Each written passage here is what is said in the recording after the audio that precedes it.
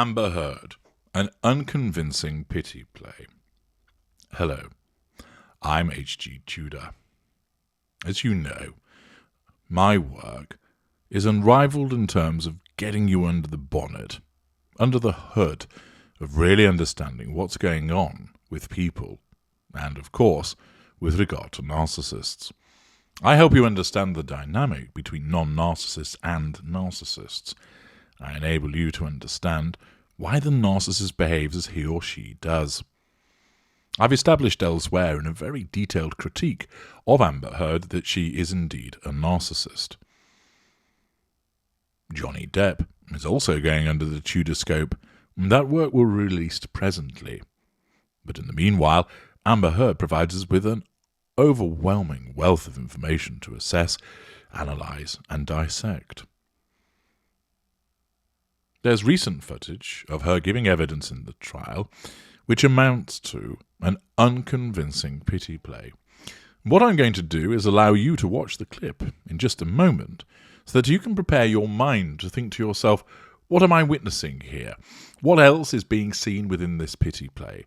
What are the requisite parts of it? Is it an effective pity play that's being utilised? Who's it being aimed at? Is it aimed at the jury, the judge, Johnny Depp, the world at large? Why is her narcissism choosing this? Why does she behave in this fashion? To enable you to understand more about her behaviour and to assist you in your understanding about narcissism, it's important to look at these real-life examples so that you can apply my work to them. You can gauge more effectively why this person is doing what they're doing.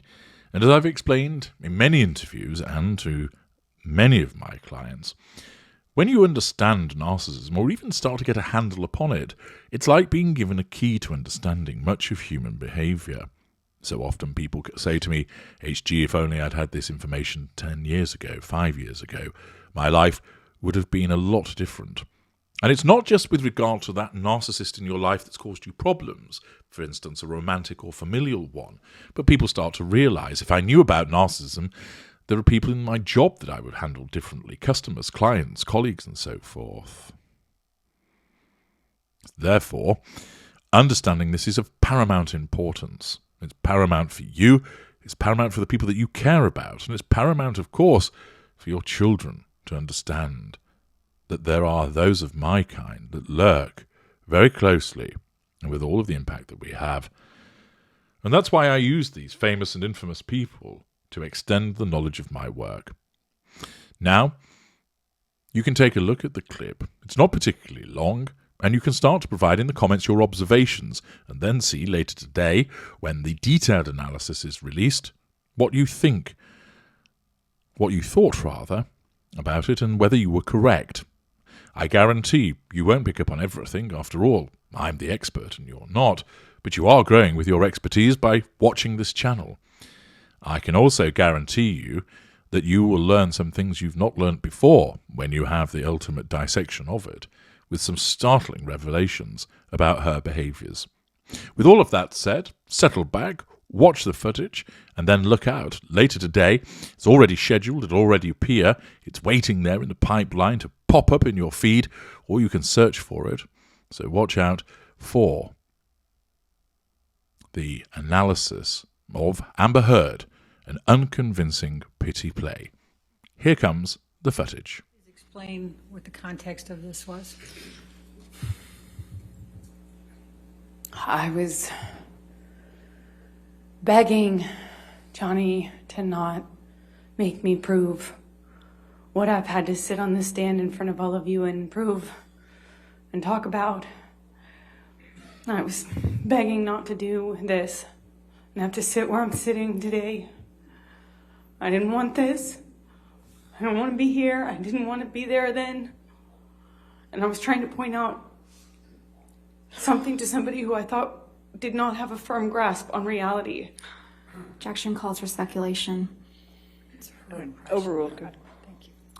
I was trying to point out how absurd it would be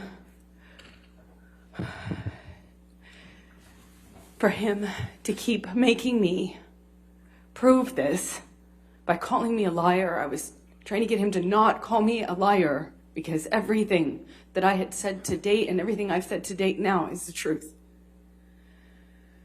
And I was begging him not to make me prove it, that there were photos, that there were witnesses, that there was my testimony. There were years of me with injuries on the dates where we were fighting, and they were documented. I mean, pictures from 2012. So I was trying to say to him, either you'd suppose that people would rather believe this is a hoax, elaborate, well-orchestrated, year-long campaign for what? Or that, what? It just seemed crazy. And I thought no one was advising him in his best interest. I thought no one was telling him the truth.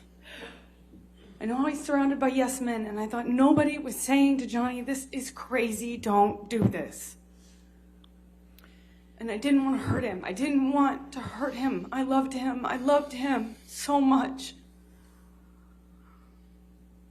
That's why I'm explaining to him why I didn't file criminal charges. I didn't file a police report, even though it was being used against me. I didn't want this to go to a prosecutor. I didn't want this to hurt Johnny.